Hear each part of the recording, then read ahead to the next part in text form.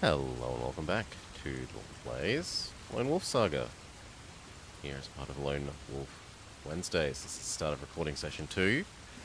I am happy to say that I am enjoying these. Even if they don't quite hold up to as amazing and fantastic as child me remembers them, I think they're still pretty good. Okay, Chasm of Doom. The story so far.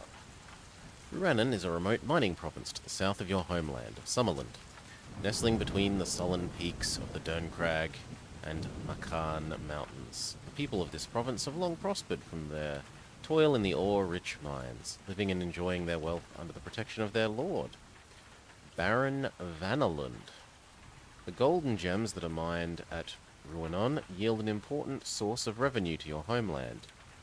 The heavily guarded convoy wagons that leave the province and journey to the capital have become a regular monthly routine. A routine that had never been broken until a month ago, when suddenly all contact with Ruanan ceased. A troop of 150 cavalry from the King's Guard were immediately dispatched to investigate the whereabouts of the missing convoy. The commanding officer, Captain Duval, was ordered to report back to the king as soon as contact was made, but he and his men have yet to return. They too have disappeared without a trace. The king has summoned you, Lone Wolf, last of the Kai Lords, to his citadel in Holmgard. Your quest is to find Captain Duval and his men, discover what has happened to the missing convoy, and to uncover the veil of mystery that hangs over Ruanan. The king has gathered a company of border rangers, a unit of elite scouts, all of whom are skilled in horsemanship and outdoor survival. He has ordered these 50 men to accompany you in the hope that, with your leadership, they may succeed where the larger and more visible force has failed.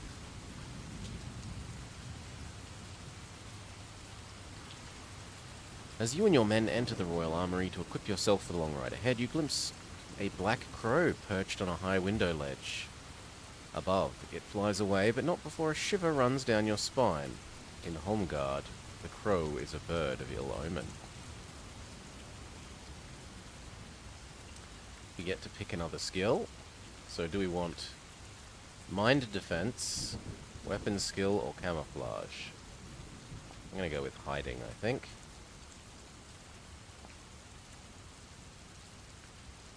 Blah, blah, blah. You may add 10 gold plus what you roll to your list of monies, which isn't actually that big, but you can't carry more than 50 forwards between games.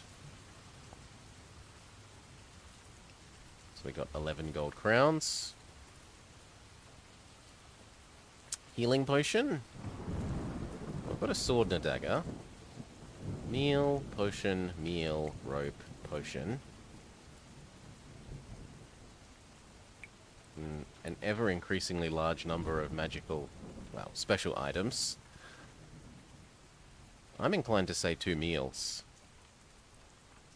On the other hand, we could really use the chainmail waistcoat.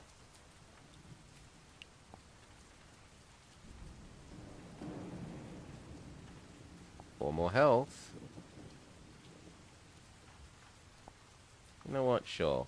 Let's grab that waistcoat and then a meal.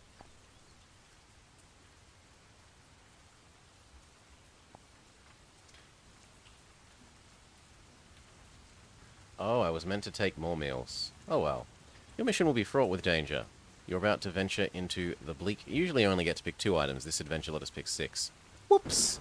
Use the map to help you plot your course. Make notes of as you progress through the story. They will be of great help in future adventures. Blah, blah, blah, blah, blah. Same as before. Okay. For 3 days, you lead your brave company of rangers across the lush plains of southern Summerland. On the first stage of your urgent mission, the flat, treeless fields surround you with a seemingly endless expanse of wheat, so high that even though you are in the saddle, it reaches well above your knees. The horses seem to be swimming through a vast yellow sea of corn that is only interrupted by occasional tracks or groups of isolated farmhouses. The southerners welcome your sudden appearance, but you only make the briefest of stops for food and rest, neither wishing to risk becoming a burden nor alarm the good people with your mission. By noon on the 4th day, you reach the pass of Moitura. Here, the plains give way to the broken foothills of the Derncrag Mountains. You soon reach a highway, the surface cracked and full of potholes, heading off towards the south. It is the notorious Ruanan Pike. South of the pass, the Ruanan Pike crosses 100 miles of open territory known as Raiders Road.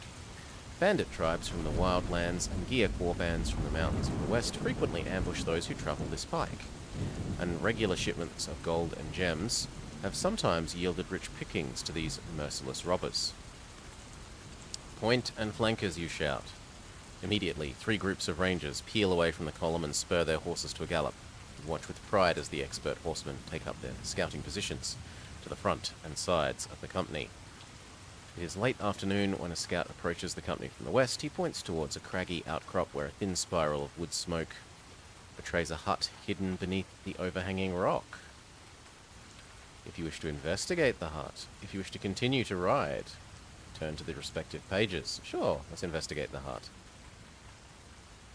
An escort of 5 rangers accompanies you along the twisting narrow track that leads to the hut. The rough stone walls are covered with a damp moss, into which is set a curious oval door. There are no windows. You dismount and approach the door when suddenly a man's voice calls from inside the hut. "Come in, I've been expecting you." Okay. In the dim light, you see an old man seated at a table. The flicker of a log fire is all that illuminates his foul-smelling hovel, yet it sheds enough light for you to see the clutter of charts and strange instruments that crowd the hut. The man slowly raises his gaze from a large crystal sphere and bids you sit opposite him. Actually, rainy mood needs to be a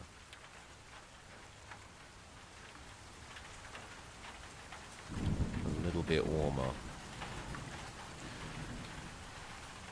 "You know my name. How?" you ask warily. "The stars foretold our meeting long ago," Lone Wolf, he replies, passing his withered old hands around the sphere. "Be not alarmed by my knowledge, I only wish to aid you." He produces a small scroll of parchment from within his robe and hands it to you. Upon the scroll is written the following verse: "When the full moon shines over the temple deep, a sacrifice will stir from sleep the legions of a long-forgotten lord. When a fair loyal maid on the altar dies, the dead of Machengorge shall rise to claim their long-awaited reward." You ask the meaning of the strange verse, but the old man does not answer you. He seems to have fallen into a deep trance. You lean across the cluttered table to awaken him and are shocked to see your hand pass straight through his body. Gradually, his image begins to fade. Within seconds, he's disappeared completely. You place the scroll in your pocket and quickly leave the hut, pausing only to wipe the cold sweat from your brow. So we have this rhyme, totally not about an undead army.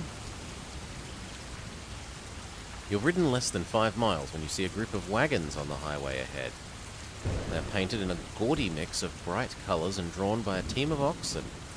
A huge tasseled banner flies above them, which bears the following proclamation: "The famous Assagia players, troubadours to the imperial courts of Magnamund." You wish to stop and question the travelling merchants? No. Darkness soon engulfs the Ruanan Pipe, and you are forced to stop and pitch camp. A large fire is blazing, and the perimeter guard is posted to prevent any risk of surprise attacks during the night. Eat a meal or risk losing 3 endurance points. The night passes without incident, and at dawn you break camp, continuing to ride along Raiders Road. Pick a number from the random number table. I have hunting. Random number table. We roll low. After journeying through the rich wheat fields of southern Sutherland, the view that lies before you looks especially bleak and colourless. The landscape is flat and desolate, only relieved here and there by a ragged copse of stunted firs or mound of broken earth. You have entered the wildlands south of the pass of Matuya and cannot use hunting anymore. During the afternoon, storm clouds gather above the peaks of the Derncrag Mountains to the west, and the roll of distant thunder warns of imminent rain. It is early evening when your scouts report the ruins of an old temple, less than a mile from the highway. Sure, let's go to the temple. Ruined temple, what could go wrong? The ruins are overgrown with weeds and roots, but you can make out the shape of the inner sanctum of the temple quite distinctly. The huge marble canopy is still intact, and will serve as an excellent shelter from the storm. As you tie your horse to a withered shrub, you glance up to see two men hiding beneath the canopy, dressed in long black robes. You order them to come out and identify themselves. They neither move nor answer your call. Capture them alive!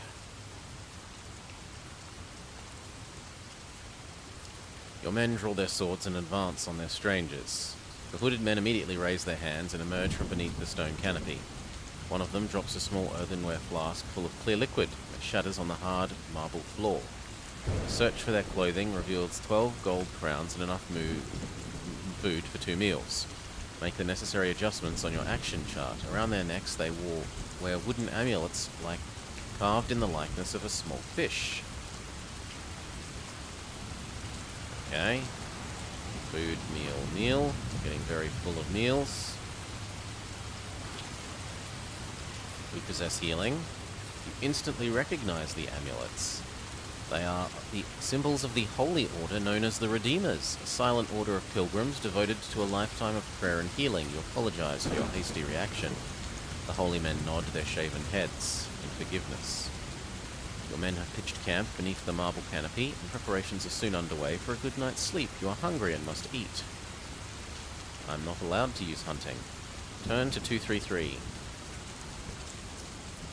Your rest is disturbed by the anxious shout of the night guards. Awake, awake, we are under attack. Throwing back their blankets, your men leap to their feet, peering through the teeming rain at the shadowy silhouettes of horsemen circling the ruins. An arrow whistles through the darkness, and your lookout screams and falls to his knees. Form a circle, keep behind cover. The rangers gather swords and shields and press themselves against the wet temple marble for protection. The sound of metal-shod boots on stone makes you spin around. A dozen warriors, dressed in shiny red armor, are clambering across the broken pillars. 2 rangers run to block their advance, but are felled by one sweep of the warriors. Warrior leaders a broadsword. Then the warrior sees you and quickens his pace, his bloodied sword raised to strike again. You cannot evade combat and must fight them to the death.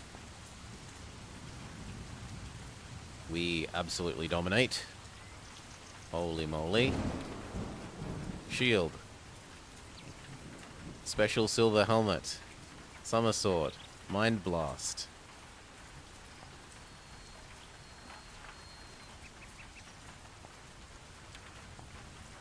Butter scratch. Your rest is disturbed by the anxious shout of the night guard. Awake, awake. We are under attack.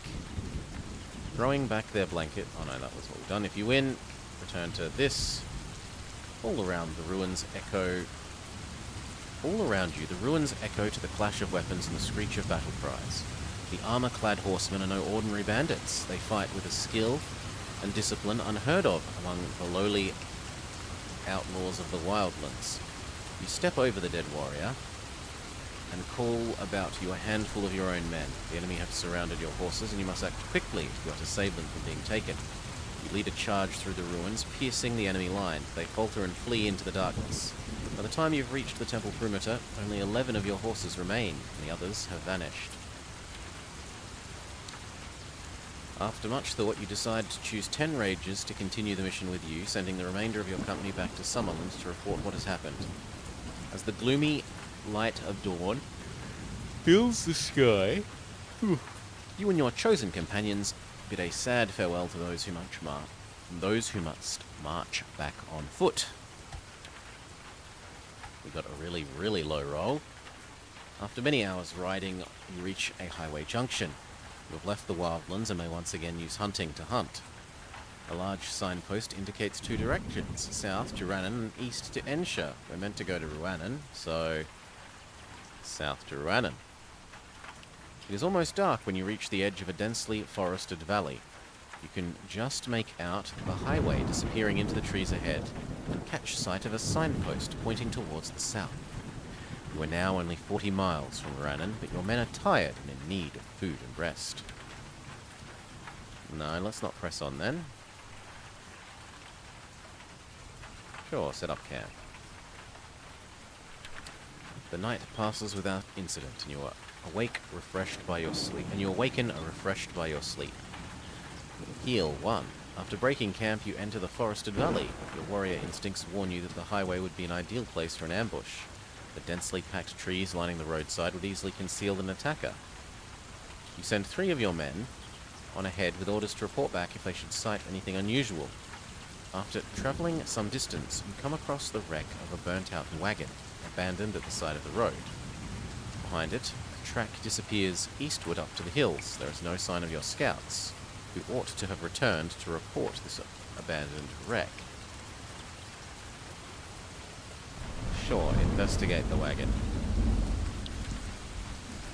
No cargo remains inside the charred shell of the wagon. The wood is black and the metal fittings are buckled and blistered in heat. However, in spite of the damage, you find enough proof from the ashes to confirm your suspicions. This is the wreck of a summer-lending cavalry wagon, one of the 3 that left for Rannon with Captain Duval's troop a month ago. As you stand in the wagon, brushing the ash from your hands, one of your men suddenly cries out in pain. You glance up in time to see him fall from his horse, a disc of sharp steel embedded in his chest. "Ambush! Take cover!" you shout, as more of the deadly discs whistle from the trees to claim their victims. Frightened horses gallop in all directions, and your men desperately cling to their reins. The attackers vanish as quickly as they came, but not before 3 of your men are left dead upon the highway. After burying your dead, you must decide on the best course of action. Now only 4 horsemen remain at your side, and the hidden enemy could return at any time. Sure, we'll go along the highway at full speed. It is noon before you are forced to call a halt. G'day, Mama. Not Jeff, Jeffrey, and Big Jeff. You have reached the edge of a ridge, where the highway begins a long descent towards a wide wooden bridge. This is the Ruanan Bridge. You recognize its stout black timbers and the dark waters of the River Zane that flow beneath. On the far side of the bridge lie the fire-blackened ruins of an inn and the unmistakable silhouette of bandit horsemen. At the entrance to the bridge is a white signpost pointing across the bridge to the south. Ruanan, 12 miles. You know it would be suicidal to attempt to cross the bridge. The bandit horsemen each carry a heavy crossbow slung from their saddle.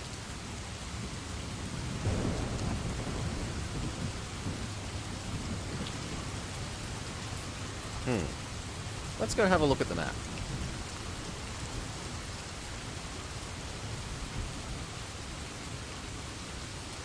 Ooh, so this map is further south than any map we've had so far. So which way do I want to go to attempt to cross to Ruanan down here?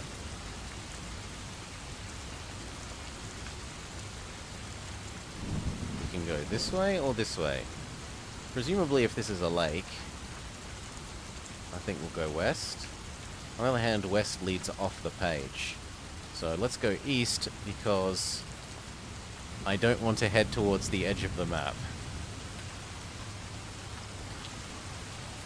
You lead your men in a single file into the forest. In less than a minute, the trees have become so dense you're unable to continue on horseback. You dismount and hide your horses before continuing on foot. By a great stroke of luck, you find a narrow track leading to a ramshackle boathouse at the edge of the River Zane. It contains a boat and you ought to be able to cross with ease. Investigate the boathouse. With one sharp blow of the edge of your hand, you smash the lock on the boathouse door. Your curiosity is soon rewarded by the sight of an upturned rowing boat resting upon a pair of trestles. A pair of pitch stands, a pail of pitch stands beneath it. From the layer of dust covering the surface of the boat, you judge that it has stood undisturbed for several months. Sure, search the rest of the boathouse. You find the following things: pickaxe, shovel, axe, torch, tinderbox, hourglass. If you wish to keep any, mark them on your action chart. Sure. Hourglass?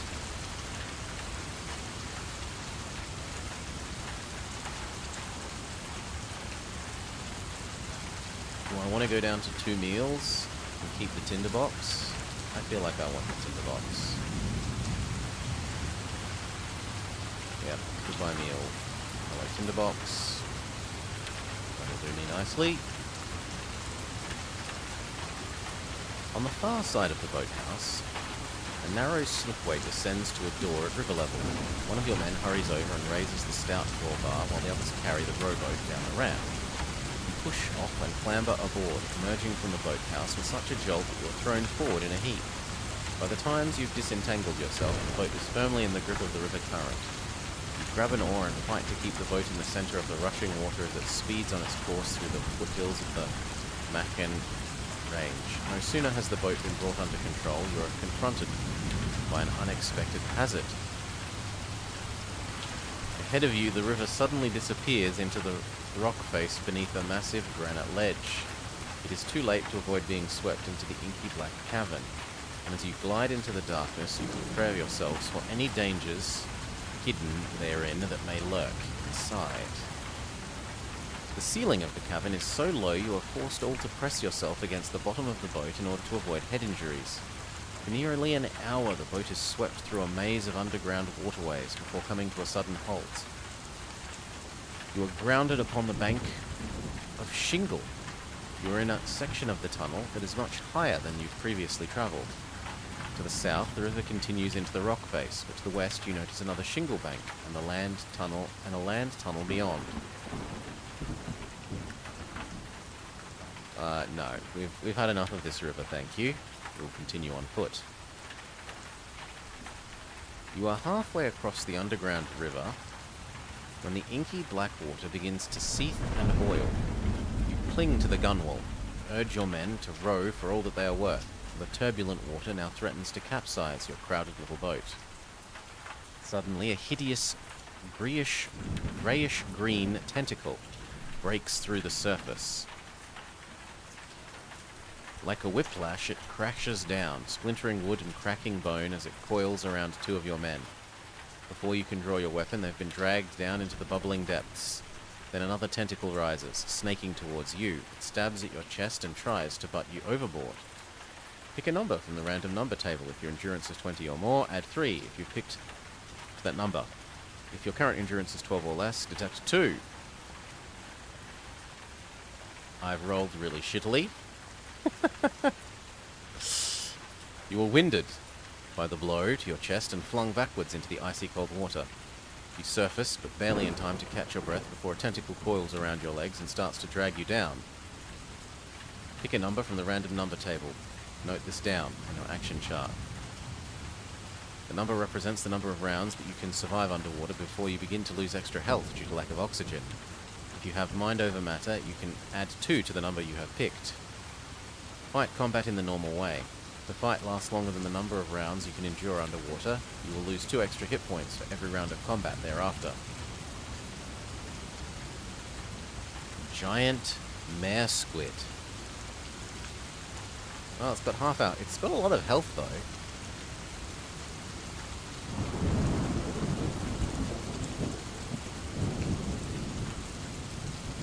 Probably 2 more attacks.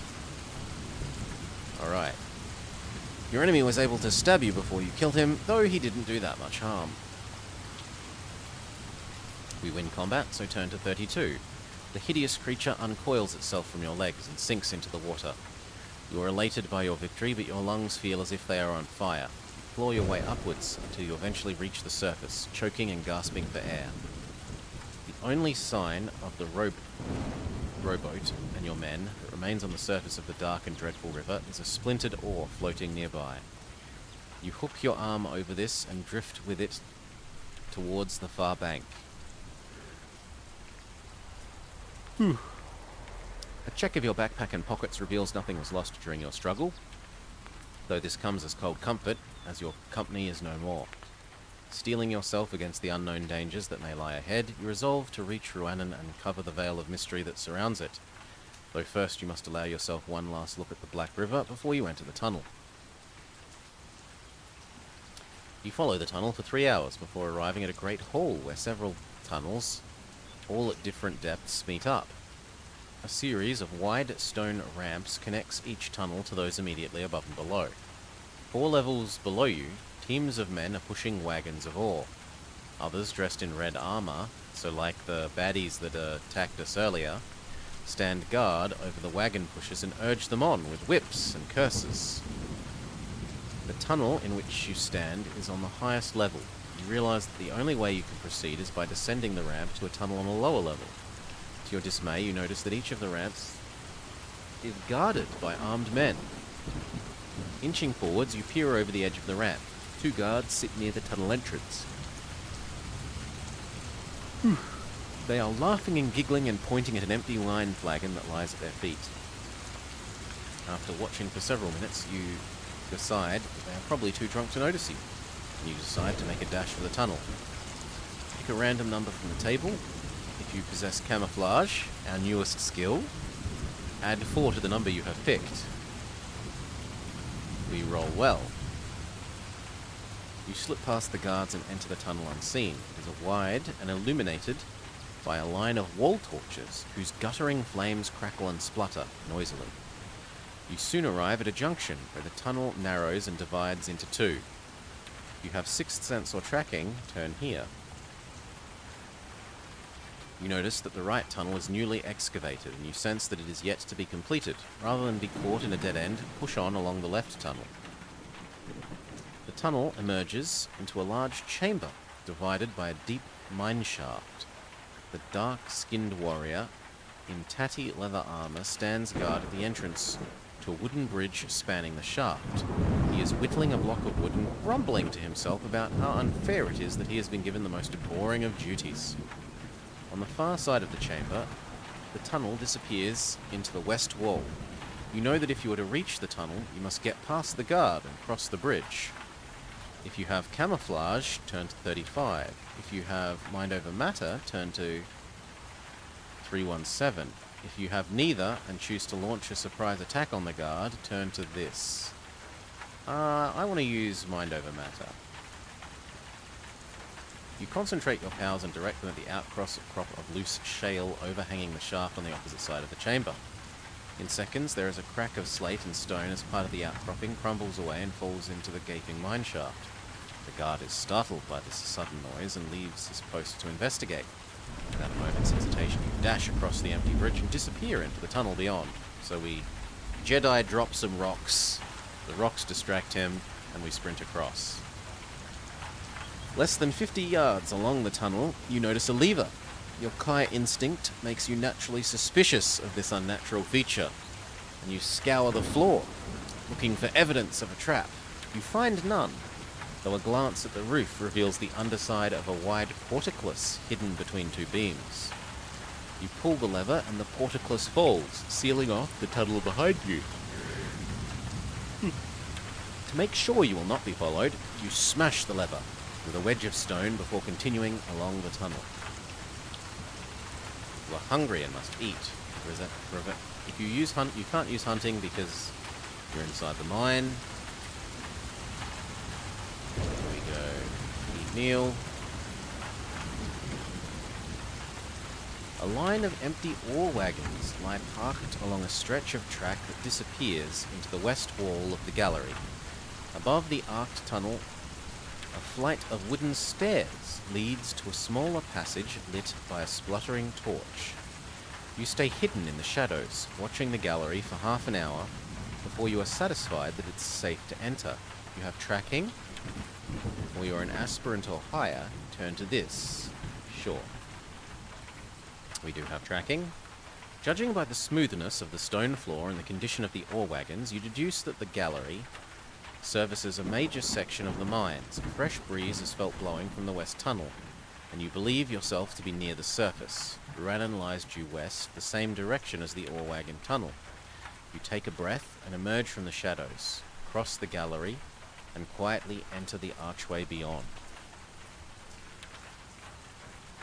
As you make your way along the torchlit tunnel, you pass several ore wagons bearing the same design branded upon their wooden sides.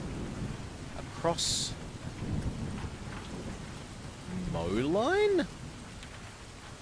What does Moline mean? Heraldry. Having arms of equal length of a cross. Having arms of equal length split and curved back at the ends, used especially as the cadency mark of an eighth sun. An eighth sun. Good lord. If you wish to dive in one of the empty ore wagons, turn to this page. If you wish to hide in the shadows of the rough tunnel wall, yes. You wait with bated breath as the line of haggard men files past you, past your barely concealed hiding place. An escort of bandit warriors urge them forwards, beating those who falter or step out of line. Each man is forced to take hold of a wagon and push it back along the tunnel. Soon they have all disappeared from view. You wait, and when you are sure that the coast is clear, you step back into the tunnel and press on, taking care to keep well in the shadows. You reach a point where the tunnel emerges into daylight. To your left, a dense copse has been cut back from the entrance, and wagon tracks lead to a timber gantry above a mound of ore. The men and the guards who passed you are now at the gantry, but they fail to see you sprint from the entrance and dive into the tree line. A brief pause for breath is all you allow yourself before setting off through the trees towards Ruanan. The trees are alive with bandit patrols. Your quick wits and Kai skills prevent you from being seen. Eventually you reach the edge of the copse. You find yourself staring out across an expanse of open plain towards Ruanan. The sight that lies before you is rather disquieting. Much of the mining town has been burnt to the ground. The blackened ruins of what were once shops, cottages and taverns are little more than smouldering mounds of charcoal. You are beginning to fear the worst, that Ruanan has been completely destroyed, when a gentle breeze clears the haze of wood smoke hanging like a grey curtain over the ruins. Inside the perimeter of ruined buildings, a barricade has been thrown up around a tower of stone.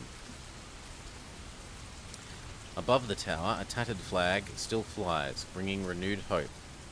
It is the sun flag of Summerland, edged with a band of white braid, the cavalry standard of the King's Guards Regiment.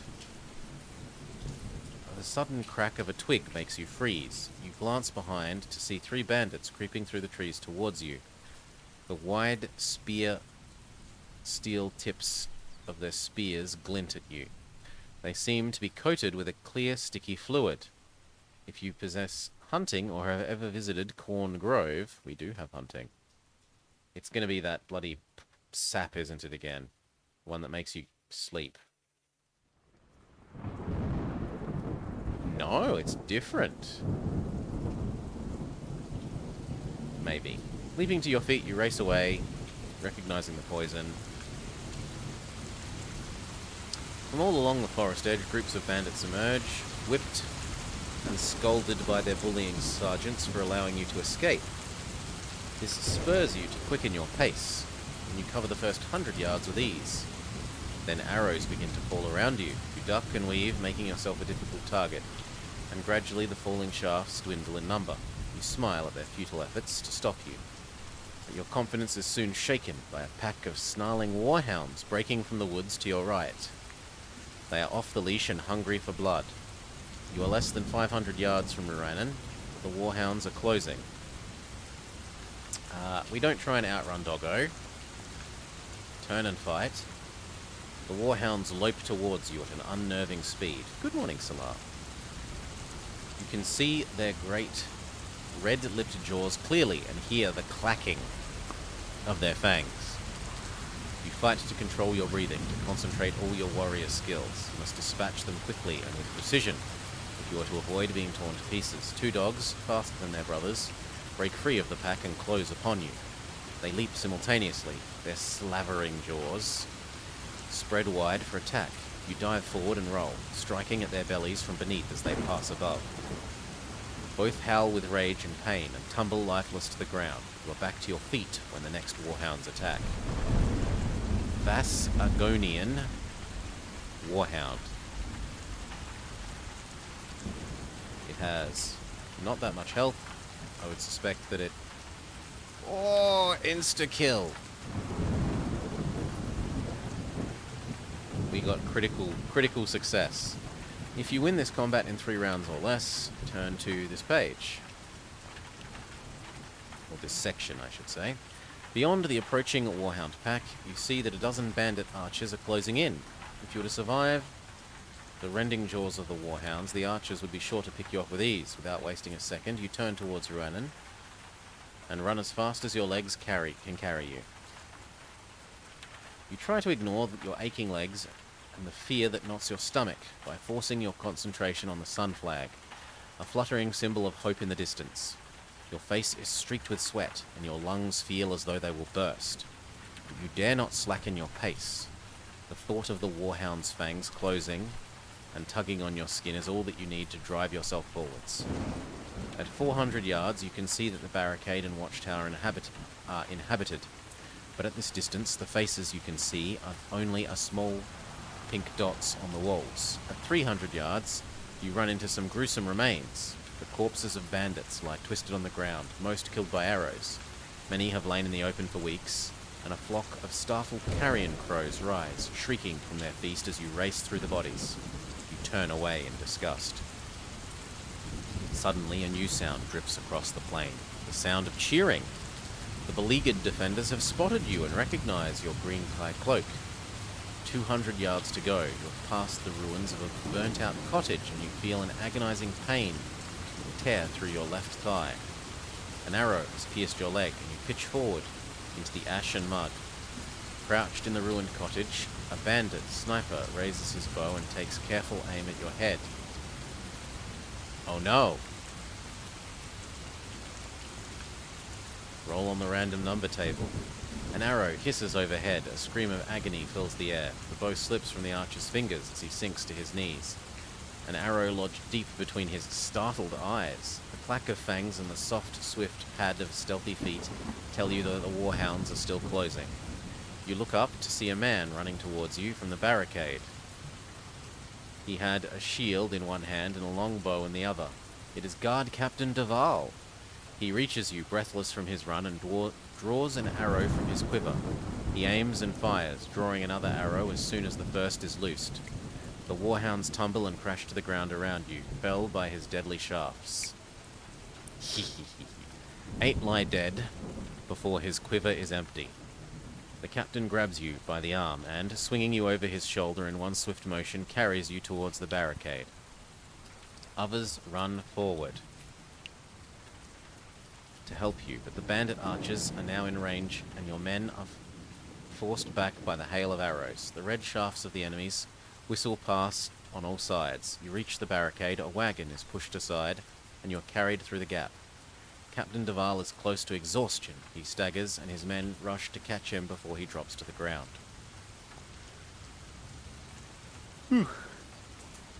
A circle of unshaven faces is staring down at you. One soldier cradles your leg as another snaps the shaft buried deeply in your thigh. Before you can cry out in pain, he has drawn the arrow from your leg with a swift tug. "You're very lucky, my lord," he says as he bandages a handful of lamb's spur to your aching limb. "The wound is clean and the bleeding is but slight. Lose 4 health. However, with the soldier's quick thinking and skill, your leg is saved from infection. With great care, the soldier carries both you and Captain Duval over to the watchtower. "I was hoping the king would send a search party," says Captain Duval wryly, now having fully recovered from his exhaustion. "I was beginning to tire of this town." You rise from your straw bed and offer your thanks to the captain. His brave and timely action had saved you from a certain death. "'Tis nothing to compare with you, Lone Wolf. Your bravery is legend, and your presence worth 100 men." He asks you of your mission, and you recount the events that led you to this meeting. The ride south, the loss of your company, your passage through the mines, and the bandits. "Yes, the bandits. Baraka's men," retorts Duval, his gruff voice conveying his contempt for them and their leader. "Did you make a mistake?" It depends what you're buying it for, Salah. If you're buying it because you expect a long campaign, then very, very possibly yes. If you're buying it because you want to gaze in enraptured, stunned silence at the beauty of the shore then no. Because good gosh does that train look pretty in that game. It seems we have both suffered at his hand. A month ago, he and the Vasagonian renegades ambushed my troop to the Ruanan Pike. We were sorely outnumbered, and the fight was indeed bitter. The only thing I would say is that it's ridiculously fast. Like, the stats on that train are not sensible, and they do not reflect reality at all. They've made it into, like, a high-speed, silly train, instead of it's actually a slow train, but one that can actually handle grades. But we broke free from them and escaped here to Ruanan. We have been beleaguered ever since and praying for help to arrive. We've enough weapons to resist them. We've barely enough food and water to survive. I'm out here leaking classified... Hey, Vama, that's, yo, not cool. I might need to work in defense again. Not cool, Vama. The bandits, Baraka's men... Oh no, we had that. You ask what has become of the people of Ruanan. Most are now slaves. Baraka has taken the mines, and he uses the Ruanese as forced labor.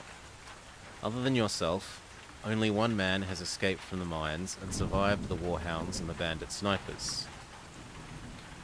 That man is Baron Oren Vaneland, so the guy that was nominally the ruler of this town and area. Come, I shall take you to him. Deval leads you to the topmost chamber of the watchtower, pushing open an iron-shod door. The sight that greets you fills your heart with sorrow and pity.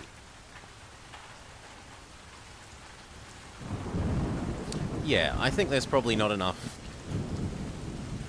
It's not so much that there aren't enough grades, probably, Salah. It's more that they likely don't put any resources up in areas where you can only access them with grades. I'm sure with a little bit of effort they could change the design.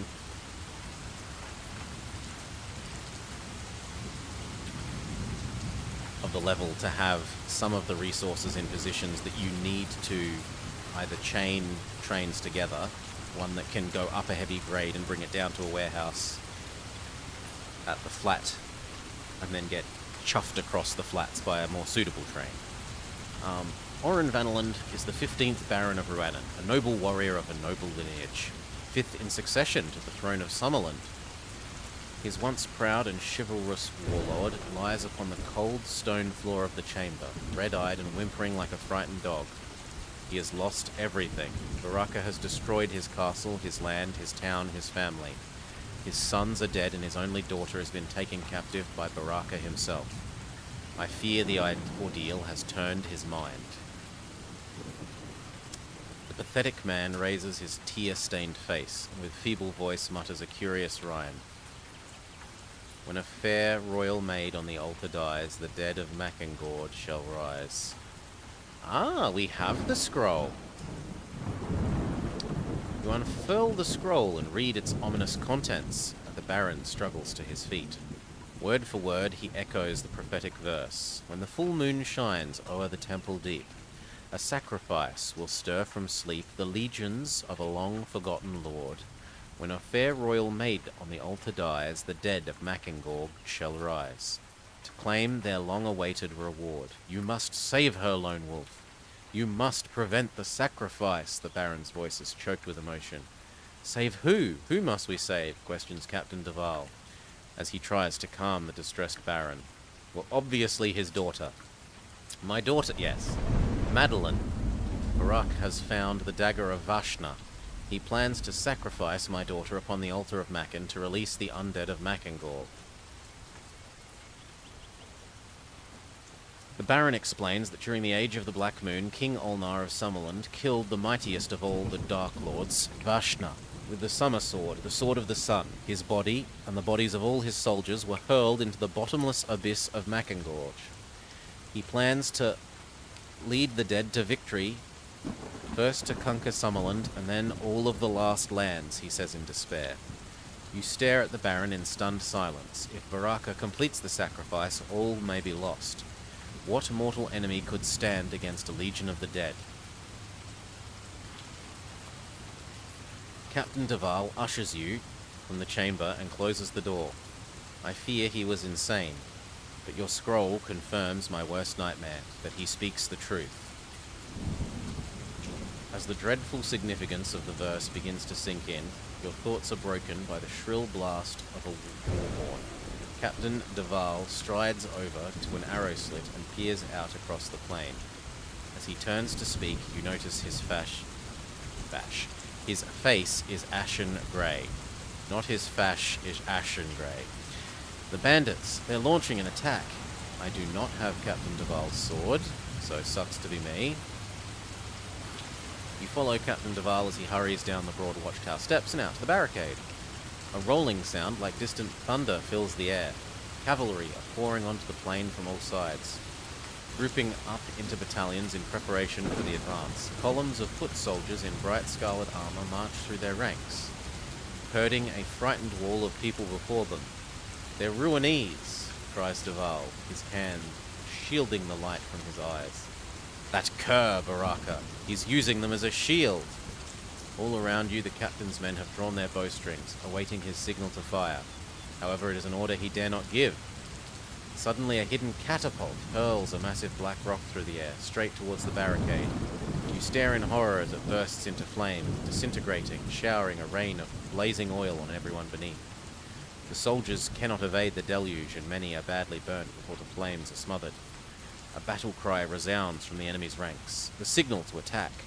The Ruinese are pushed aside and trampled by the onrush of scarlet warriors who now race towards the barricade. Like I remember this picture. The blazing oil has scattered Duval's men, and the barricade is poorly defended. You hear Duval shout your name, his cloak and tunic ablaze. He is screaming for your help. Yes, we've completed every book, so we get to take this decision. You must rally the defenders, or all is lost. You ordered 2 soldiers to help the captain, and then leap onto an overturned wagon in order to see clearly the enemy advance. They have already reached the ruined perimeter of Ruenon, and are now creeping forwards under cover of the broken cottage walls. You shout orders to Duval's men to defend the barricade. The enemy is less than 100 yards from the wall. You are afraid it might be too late to repel their attack. As Vasagonian bandits break cover and charge, you give the order to fire. A cloud of arrows sweeps down upon the armor-clad men, the hardened tips penetrating their scarlet plate. The first wave of assailants tumbles and falls, and the second wave falters. Another volley forces them back, and they retreat to the ruins and reorganize themselves.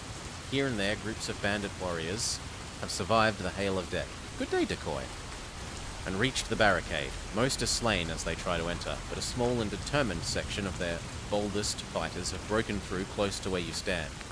Suddenly, a thick-bodied warrior with oily black hair tied in a knot at the back of his scarred head leaps onto the wagon and attacks you. He's got Buckley's chance. You insta-kill him. Poor guy. If you won the fight, turn to this page. Duval runs past the wagon, leading a dozen of his best swordsmen in a countercharge, and driving the enemy all the way back to the barricade. None escape alive. Those who survive Duval's swordsmen are cut down on the plain by his archers as they run towards the ruins. The shout of victory has barely died away before you are faced by a new threat. And I remember this picture as well. A mantlet, a large shield on wheels, is pushed slowly across the body-strewn battleground towards the barricade. Arrow shafts bristle from its thick wooden planks. As Duval's men fire their bows time and time again in an attempt to hit the shielded foe. Suddenly, a robed figure darts from behind the mantlet and levels a black staff at the barricade. He is cut down by an arrow, but not before he is let loose from his staff a guttering ball of flame. It cartwheels across the plain and explodes with a tremendous roar, hurling the bodies and defenders, as well as a shattered barricade, high into the air. Through the cloud of dust and debris, you can see A line of enemy cavalry charging across the plain. They wear tall, plumed helmets of polished steel and breastplates of deepest crimson. In the wake of the fireball, they pour through the remains of the barricade, an attack giving no quarter. A horseman spurs his horse towards you, his lance leveled at your chest. Sure, we'll fight. The horseman is charging at you quickly. You'll only be able to fight one round of combat before the momentum of his attack carries him past you.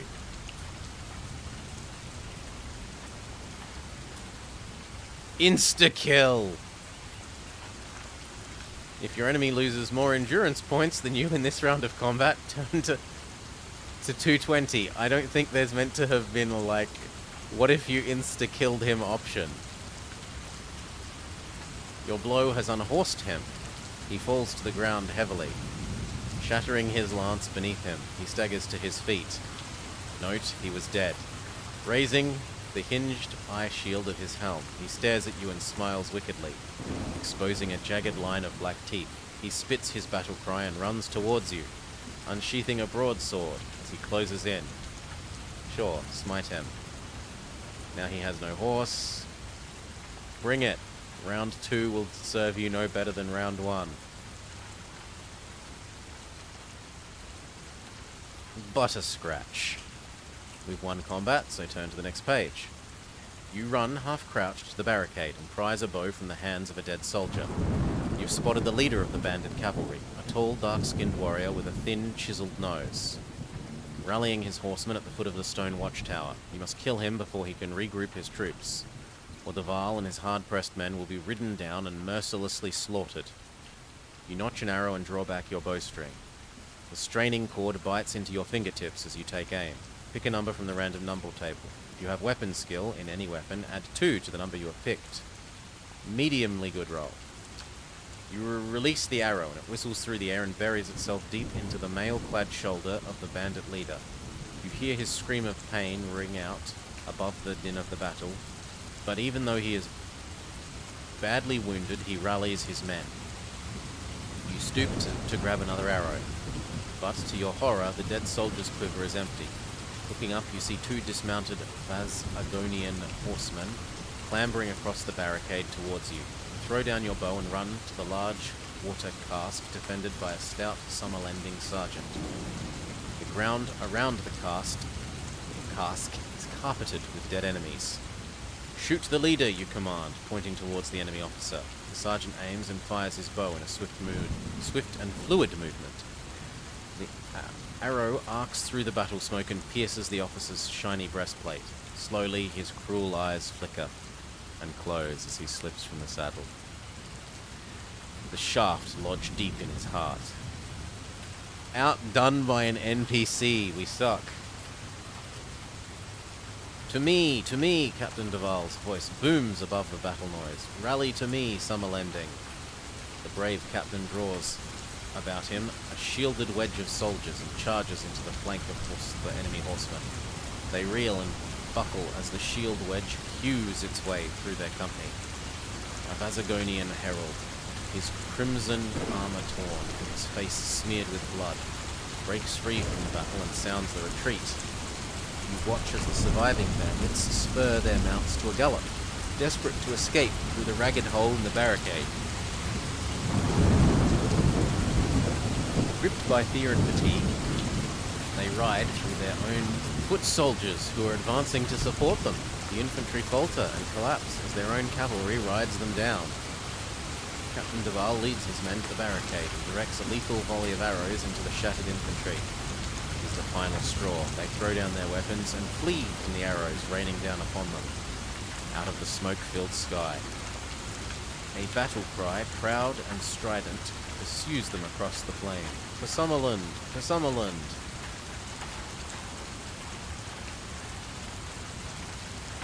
All around the barricade, the enemy are retreating in disorder. Bandit warforms announce their withdrawal, exhorting their defeated warriors to flee. A jubilant Captain Duval emerges from the war smoke, his eyes shining like jewels beneath the rim of his battered helmet. We have triumphed, Lone Wolf, and we have vanquished our foe. All around you, the captain's men are rebuilding the barricade and tending to their wounded comrades. It sorrows you to see Summerlending dead, but you take heart at how few they are besides the enemy's losses. The captain ushers you to a watchtower where your wounds are cleaned and dressed with lamb spurt.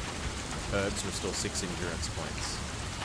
We have beaten this foe, but I fear that it is but a temporary reprieve, says the captain, his face composed and sombre. The sacrifice of the Baron's daughter must be stopped if we are to avoid a catastrophe. Our strength shall not avail us against a foe freshly risen from the grave. The words of the verse flood your mind, and a chill runs down your spine as you realize what lies ahead. In 3 days' time, when the moon is full, Baraka will sacrifice the Baron's daughter at the buried temple of Macken, a sacrifice that will unleash the dead of Mackengorge. The Chasm of Doom! Dun dun dun! The titular title of the book. You know you must prevent the sacrifice. 50 miles south of Ruanan, the ruined city of Macken teeters on the brink of Mackengorge. A cold sweat breaks out upon your brow as you contemplate the difficulty of your mission, for you are separated from your goal by 50 miles of enemy-held territory. But there is still a flicker of hope. With the enemy in confusion and retreat, your chances of success will be higher now than before the battle.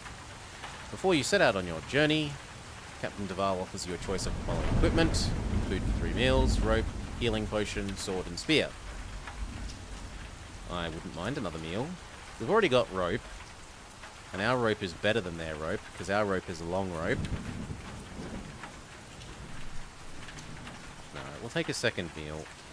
2 meals, two healing potions, sounds good. Adjust your inventory chart before turning to 140. Dusk soon enshrouds the beleaguered outpost of Ruanan, and you use the cover of darkness to cross the body-strewn plain towards the south. An old highway trails off to Macken, but it is choked with Vazagonian warriors. They stand about in sullen groups, tending their wounded and brooding on their defeat. Even demoralized and dejected, they are still a deadly foe. It would be too dangerous to risk passing through their ranks, so you must use the forest to conceal your passage.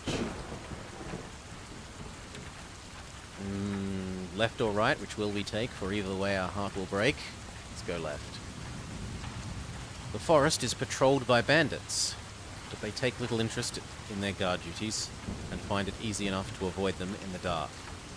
By chance, you come across a small log cabin hidden deep in the woods. A candle flickers in the window and the door is ajar. If you wish to enter the hut, sure. The door slams shut and you spin around to see a bandit leaping at you from the shadows. His head is a mass of bloodied bandages, but he is armed and determined to fight. He fights you with his back to the door and you cannot evade him. He sucks.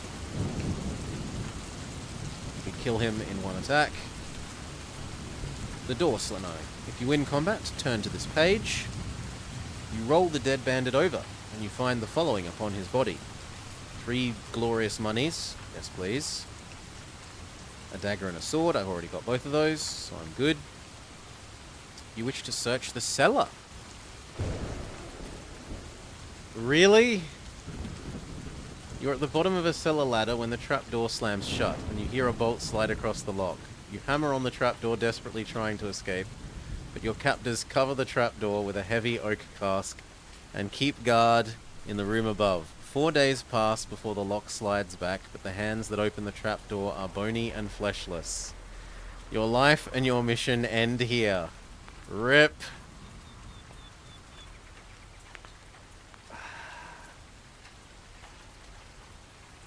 Well, our par for deaths per book goes up. 1 for 1. We will again choose camouflage because it was useful. And this time we know to take more stuff. We will take the chainmail. Bonus for health. Okay. This is the same. Will we go the other way? We'll go the other way. So we'll ignore the hut hidden beneath the overhanging rock. This takes us straight to the troubadours. Last time we ignored the troubadours, so let's investigate the troubadours. You signal to the driver to stop. The wagons halt, and a small moon-faced man in a bright pink tunic throws open the rear door of the leading carriage. He shouts and curses the driver as he descends the ladder, pausing only to adjust a cummerbund that barely covers his vast stomach. Seeing your men, he lets out a strangled shriek and fumbles for a short sword hanging at his side. "Bandits and robbers!" he cries, and wrestles to free his sword from its ornate scabbard. A row of anxious faces appears from the wagon windows, and the expressions change to a smile when they recognize your summer-lending uniforms. "Calm yourself, Yesu," shouts an elderly woman. These are summer-lending rangers. They will not steal your gold." Laughter ripples along the carriages as the little fat man suddenly unsheaths his sword with such force that he spins around and tumbles to the ground. "You must forgive Yesu. He means you no harm. The raiders' road made him a nervous wreck." You question the old woman, asking her where they have come from and their destination. You learn that they are a troop of players and have journeyed many miles from their native land of Kolasia in the east. They come from Asia in the east. They last played for the people of Esnar, but it was a disappointing show. It seems that the town was as quiet as a grave. Those who did come to see them were sad and sorry. They are now bowed for home guard, and hopefully will receive a better audience. Light is fading. Perhaps you and your men will camp with us tonight. It would be an honor. We would be happy to entertain you with songs and dancing. You see the hopeful look of eyes in your men as they await your decision. "Sure, we'll join the troubadours." The wagons are drawn into a circle and you set up camp inside. A ranger is posted to patrol the perimeter. The troubadours construct a small stage on which strides Yesu. He calls for silence before announcing the title of their play, "The Brave Warriors of Summerland," a choice that is met with hearty approval from your men. During the performance, you notice something odd. Not only is one of the actors using a real sword, but it is a type of sword only issued to officers of the cavalry of Summerland. After the play, you approach him and question him. He looks at you nervously and makes a dash for the darkness of the perimeter wagons. I have tracking, so we can track him. Though the wagons are shrouded in darkness, your high skills and senses reveal to you that he has a hiding place. You climb the ladder at the rear of a large caravan and push open the door with your weapon and enter. In the plush, candlelit interior of the caravan, you find the actor cowering beneath a blanket in the far corner. You flick the blanket aside and ask him to explain how he came to possess the sword. "I bought it in Eshnar," he stammers, "from the innkeep of the Pick and Shovel Tavern." He grasps the sword by the blade and offers it to you. "If it is your sword that I have unwittingly bought, I am sorry, take it." You grip the brass hilt and examine it closely. There is no doubt. It is a summer-lending cavalry sword, but the inscription on the blade makes your heart miss a beat. "Captain Ramir Deval, King's Guard Regiment. You wish to keep the sword? Mark it on your action chart as a weapon." Ah, shit, I'm gonna have to give up my dagger. Well, sword. Oh, it's a special weapon. I didn't realize it was a special item. I thought this was going to take up a normal weapon slot. It doesn't. Excellent. Continue. So this time when we get to defend the,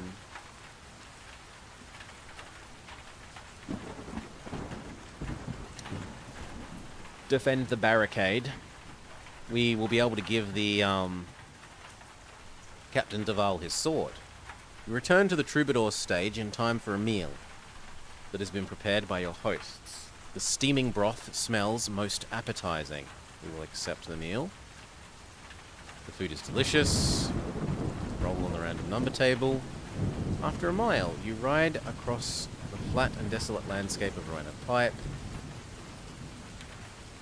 No, that's the same as last time. No, it's slightly different. This is similar to the one we've read before, but slightly different. When you arrive in the late afternoon, your scouts sight a coaching tavern on the highway ahead. It is a large stone building that has been fortified.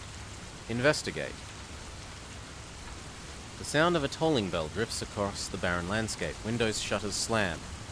Eyes peer at you from the arrow slits carved into the walls. You draw your company to a halt outside the tavern doors. We are summer-lending and seek shelter for the night and fodder for our mounts. There is a long pause before a voice answers you. What proof do you have that you're not bandits in stolen uniforms?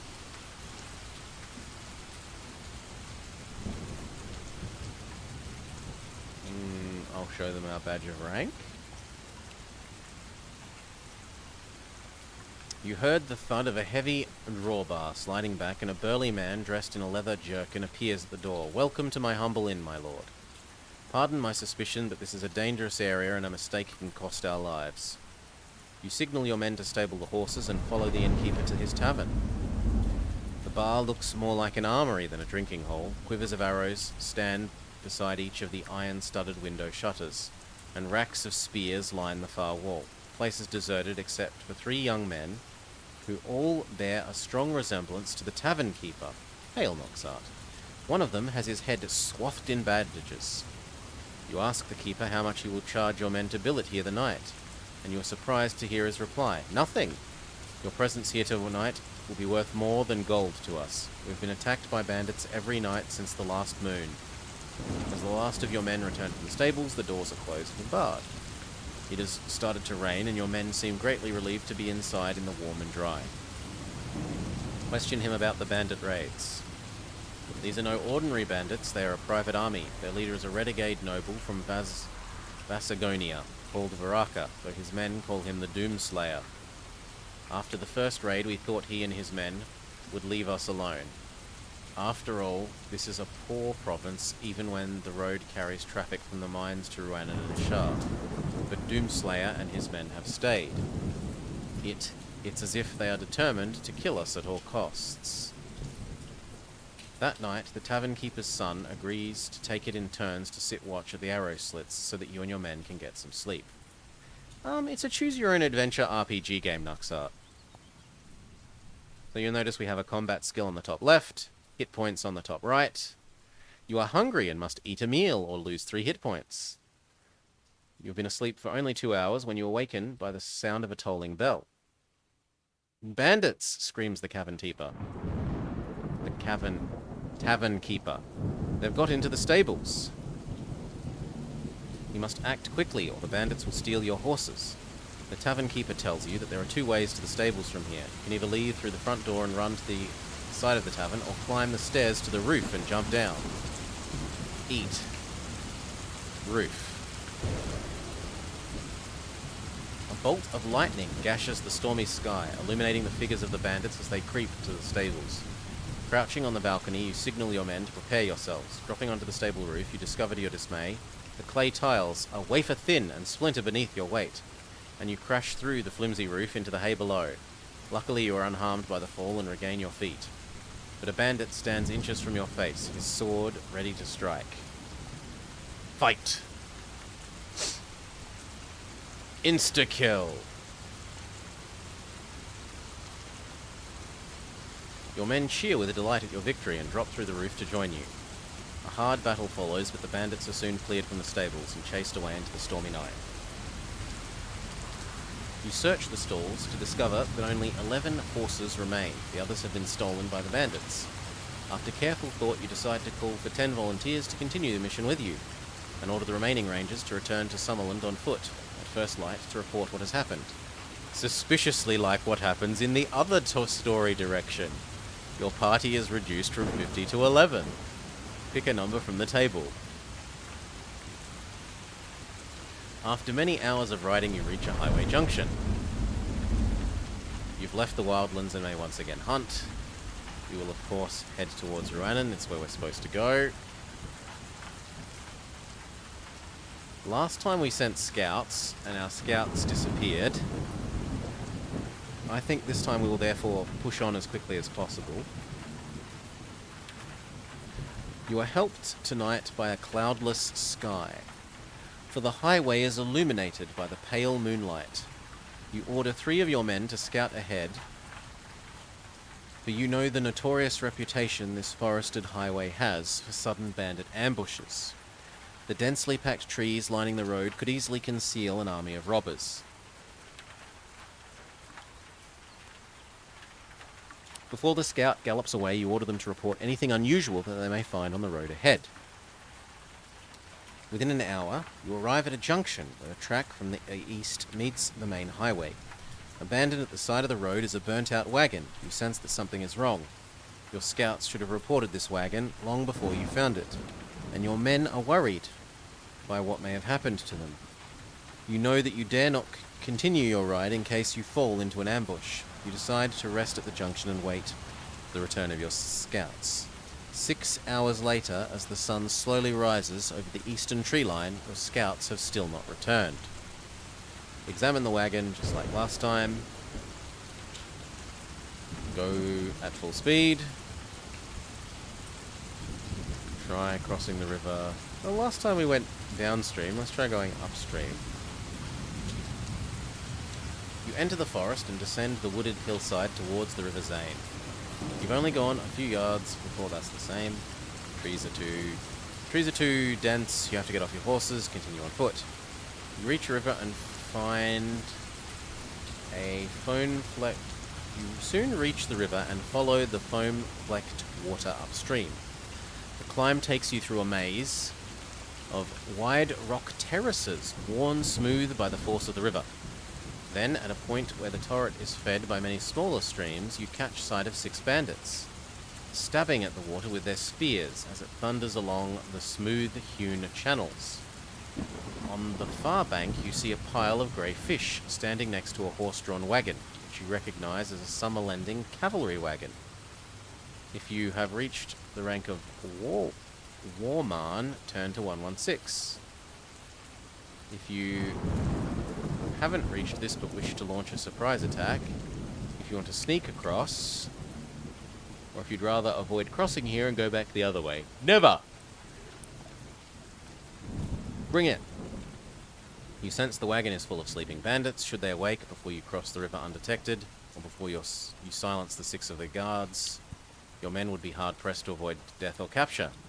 You decide the risk is too great to attempt crossing here, and you signal your men... Oh, you are not allowed to go this way. Okay, you come across the boathouse. What if we avoid the boathouse this time? For over an hour, you follow the riverbank as it wends its way into the foothills of the Macken Range. The River Zane is wide and fast-flowing. There are no signs of any bridges or fords in this direction. Never. We're not going to the boathouse. You soon discover a partially concealed mine shaft descending vertically into the hillside. Your men clear away briars, choking the shaft. You notice a ladder fixed to one side. You realize this must be an escape shaft from the Macken mines, for they honeycomb the foothills of this mountain range.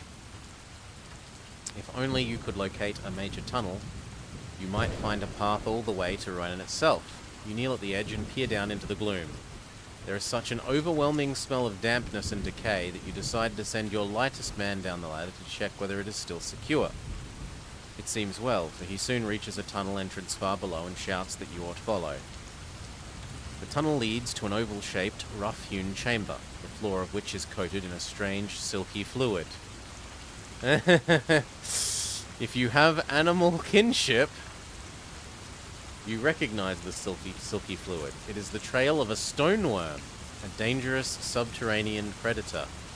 You warn your men not to step in the slime, for it is highly corrosive.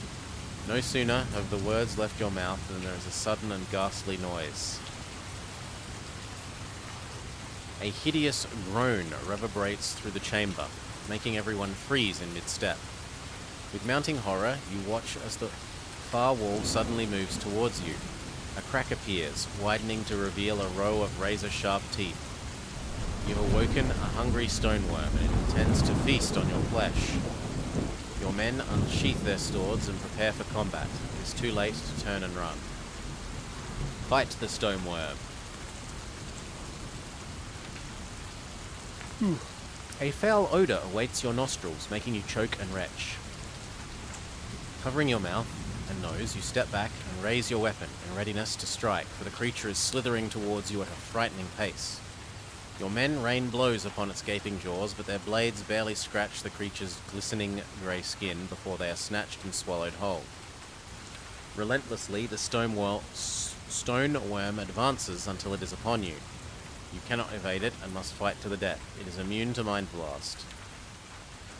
Smite, smite, smite, smite. It's done the most damage to us of any enemy so far from memory. We win combat. The foul creature lets out a ghastly shriek and dies, but its huge slimy body trembles and convulses for several minutes.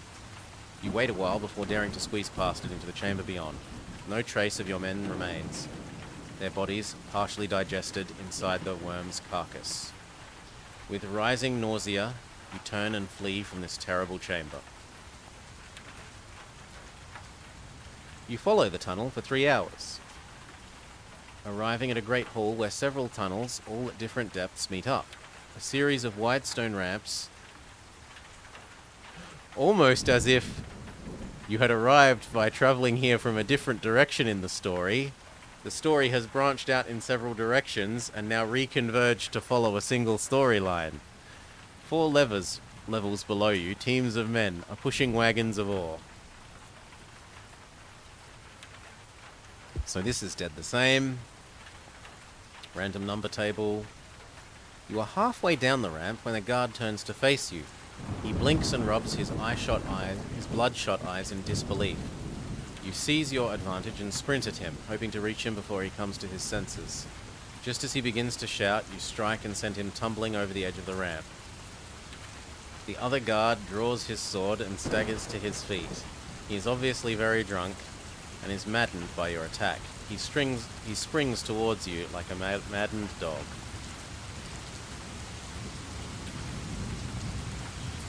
Two rounds of combat, and I only did 2 hit points.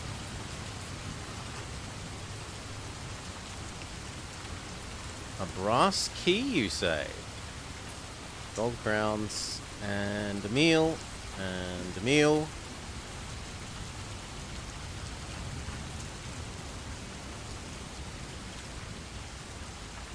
The hoarse cries of the guard echo along the tunnel. You soon reach a section where repairs are in progress.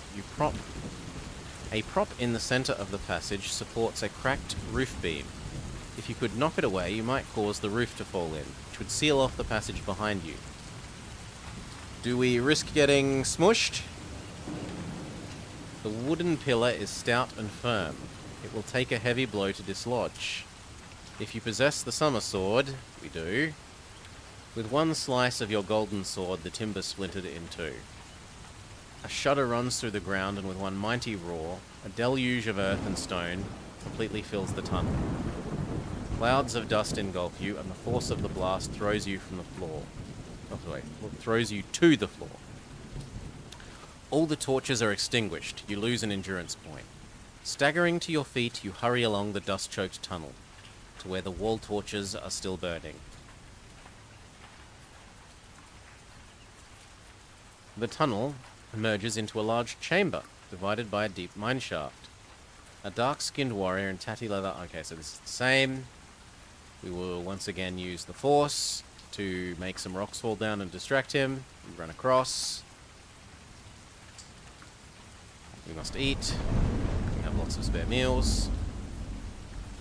We have tracking.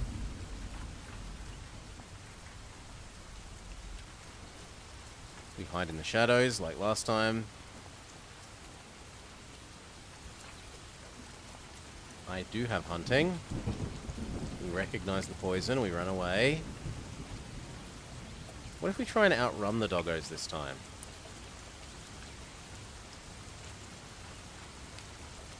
Okay, so we skip straight to this and we avoid one of the random encounters with the doggos.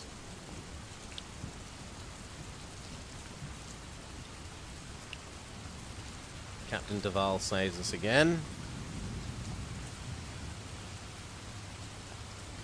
He takes us to the tower. He complains. I do not possess the scroll. He tells us the full prophecy, seeing as we missed the scroll. We learn about the evil person going to raise the army of the vanquished Dark Lord. We can give Captain Duval his sword. I never expected to see my trusty steel again, says Captain Duval. It is a good omen for the battle ahead. Thanking you, he sheathes his sword in its scabbard, but until now has hung empty from his belt. Remember to remove it from your inventory. So the fight is happening.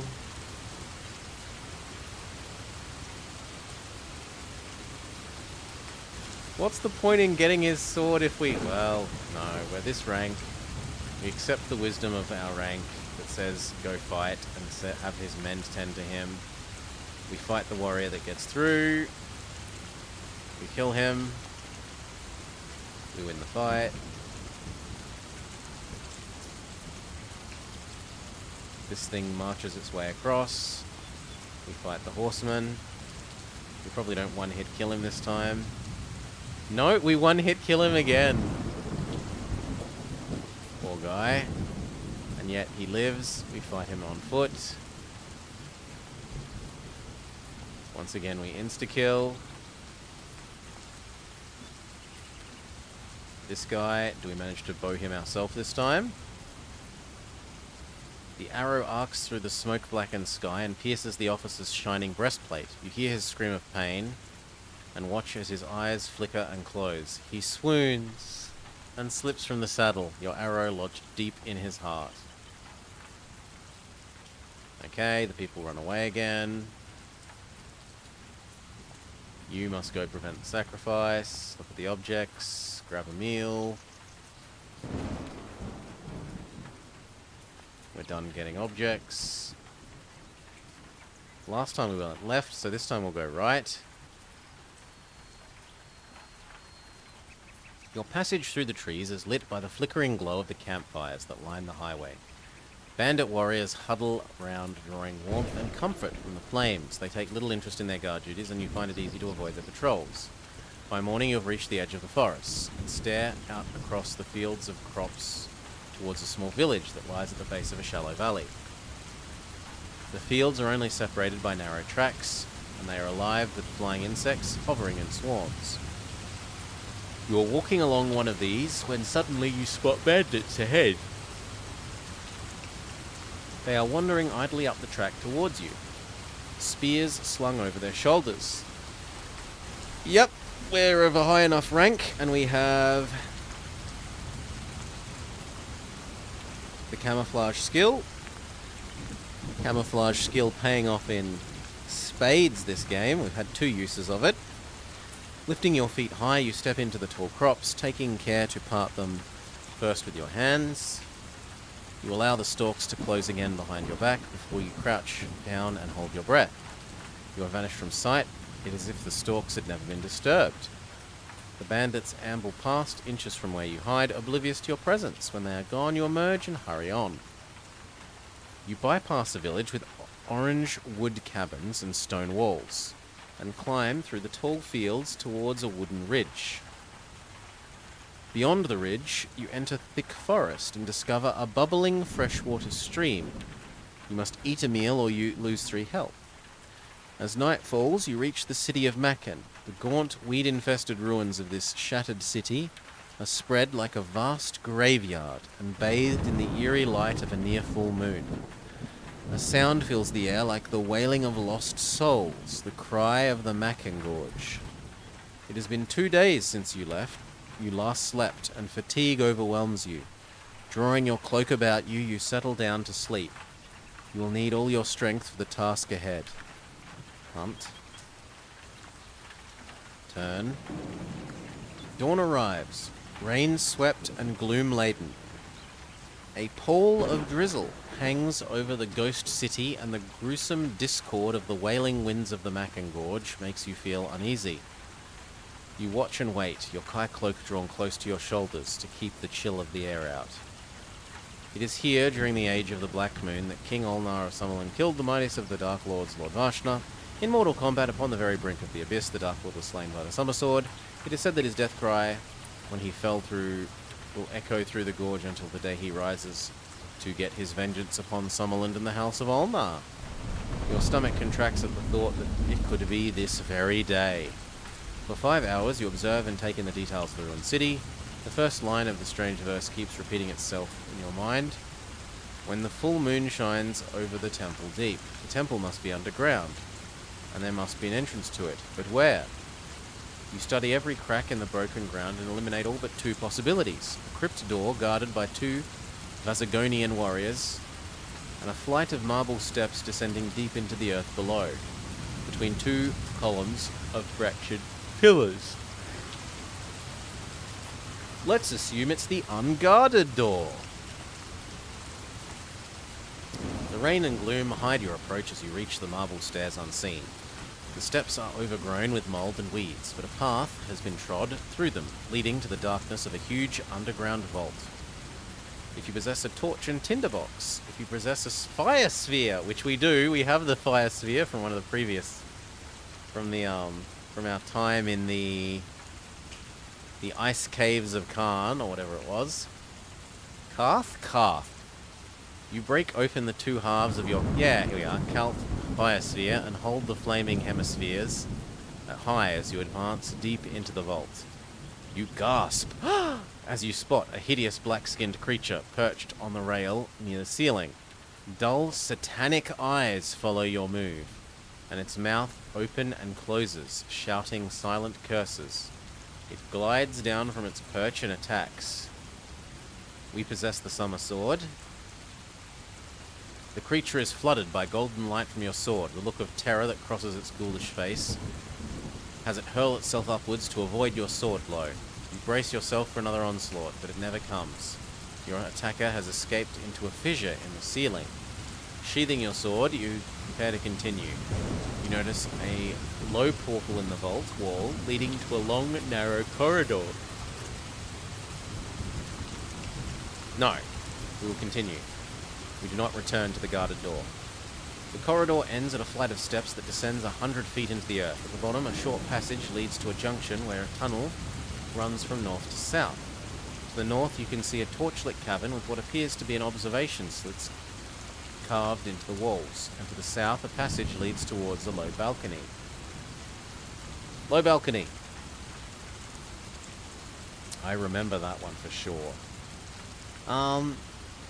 An empty feeling grips your stomach as you stare upon the altar of the inner sanctum of the subterranean temple. Your senses burn as if every nerve of your body is screaming a warning to flee this evil chamber. Huge braziers of molten metal encircle a black altar upon which lies the fair Madeline, daughter of Baron Vanillid. She seems to be entranced, her breathing slow and shallow. Beyond the altar lie 2 massive doors, a gigantic skull engraved upon their black stone surface. Out of your view, another door opens, and a procession of red-cloaked priests enters the temple. Their heads covered, and they each carry strange amulets of black stone. They file past the altar, depositing their amulets in a circle around the girl's body, and then file out again in total silence. You hear the sound of a distant drumbeat grows louder and nearer. The measured steps of steel-shod boots resound in its wake. Baraka is approaching. Baraka carries the stench of death and decay about him. He strides into the temple, his boots of Gorgaz hide covering both legs and feet, and slams shut the huge stone door with frightening ease. He stands in silence before pushing open the huge black doors engraved with menacing skulls. Suddenly, a gale-force wind sweeps through the temple, and your ears are filled by a terrible scream. Beyond the open doors, a pier of stone juts into the abyss of the Mackin Gorge. You are staring into the chasm of doom. Baraka turns away from the windswept pier and walks towards the altar. From a hidden scabbard, he removes a twisted black dagger and holds its stiletto blade to the light. An evil blue flame runs up and down the black steel spike, flickering in the ice-cold winds of the Mackin Gorge. The sacrifice is about to begin. No, we'll just fight. We do have the summer sword. As you raise your golden sword, the howling wind seems to rise in pitch and intensity. It claws at your mind, filling your head with terrible images of death and horror. Barak sees you falter and strikes a cruel blow that opens a wound on your cheek. You lose an endurance point. Sudden pain reawakens you to the presence of the enemy and combat begins. You are attacked by a very powerful mind blast. If you have mind shield, unless you have mind shield, your combat skill is reduced by 4 for this combat. Baraka himself is a warrior who possesses formidable strength of will, and he himself is immune to mind blast. So we still have a slight advantage over him, but only just, right? And this is while we have the sword, a shield, the special helmet. Like, we've spent the previous 4 books collecting extra goodies, and we are only just stronger than him in terms of combat. We suffered more damage. We suffered more damage. He suffered more damage. We suffered no damage. And he's on his last attack. You barely survived this encounter. You're gravely injured. You should try and heal as soon as possible. As you raise your golden sword, the howling wind seems to rise in pitch and intensity. Oh no, we had that. If you win combat, turn to here.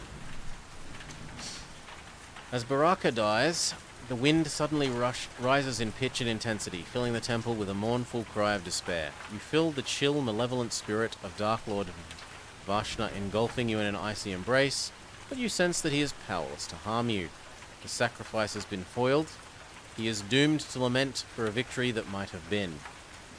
Lying on the black temple floor is the dagger of Vashna. You pick it up and tuck it into your belt, mark it on your action chart as a special item.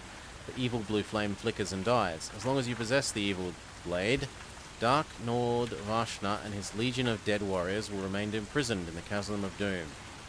You free fair Madeline from the altar and carry her through the corridors of the temple that led up to the surface. As you emerge to the moonlit ruins, an astounding sight greets you. Baraka's warriors are running from the city in all directions, pursued by an army of cavalrymen. In the light of the full moon and the guttering torches that the carrymen carry, it illuminates the sun crest that bedecks their tunics. Word must have reached Holmgard, for they are sending the army, led by King Ulnar himself. Your countrymen praise your courage and daring, their strident cheers drowning the cry of the Mackengorge. For, once again, you have proved yourself the hero of Summerland. As you deliver Madeline into the waiting arms of her father, his overwhelming joy fills you with a sense of great achievement. You are worthy of the title of Kai Lord. You have succeeded in your perilous quest. But the epic saga of Lone Wolf, Last of the Kai Lords, is far from complete. A new and deadly challenge awaits you in Book 5, entitled Shadow on the Sand. Alright. We did pretty well. If we hadn't been insta-killed by that dungeon, by the cellar that we hopped in, we would have even gotten through that without a single death. Okay. Give me a quick break, and we'll be back with the next one. Cheers all. Thank you for watching.